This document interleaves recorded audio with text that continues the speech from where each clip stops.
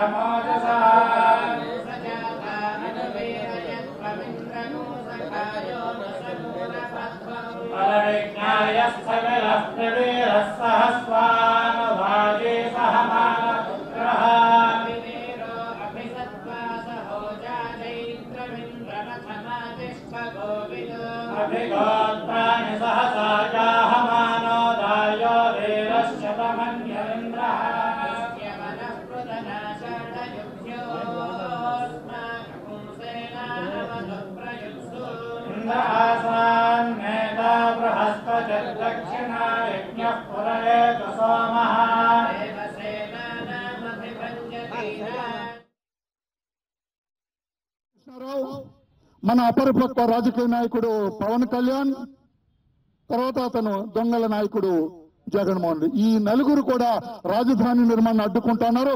మీ ఆటలు సాగవు. కురుక్షేత్ర సంగ్రామంలో ఆ దుష్ట చతుష్టయం దుర్యోధనుడు, దుశ్శాసనుడు, శకుని, కర్ణుడికి ఏ గతి పట్టిందో మీ నలుగురికి అదే గతి పడుతుంది ఆంధ్రప్రదేశ్ రాష్ట్రంలో అని చెప్పి కూడా తెలియజేస్తూ మీ అందరి దగ్గర సెలవు తీసుకున్నాను. నమస్కారం, అందరికీ నమస్కారం. Thank you everybody. కృతజ్ఞతలు. మంచి సందేశం ఇచ్చారు. రైతులకి అండగా తెలుగుదేశం ప్రభుత్వం నిలబడుతుందని చెప్పి తెలియజేశారు. వారి కృతజ్ఞతలు తెలియజేస్తున్నాను. వారికి వేరే కార్యక్రమం, పేరేచర్లో కార్యక్రమం ఉండటం వల్ల వారు వెళ్తున్నారు. కార్యక్రమం కూర్చోండి, వస్తాను.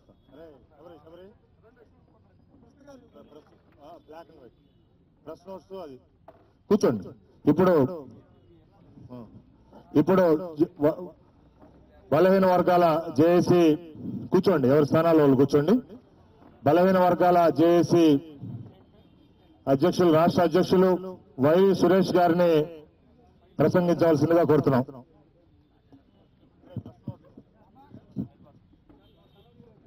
సభకు నమస్కారం.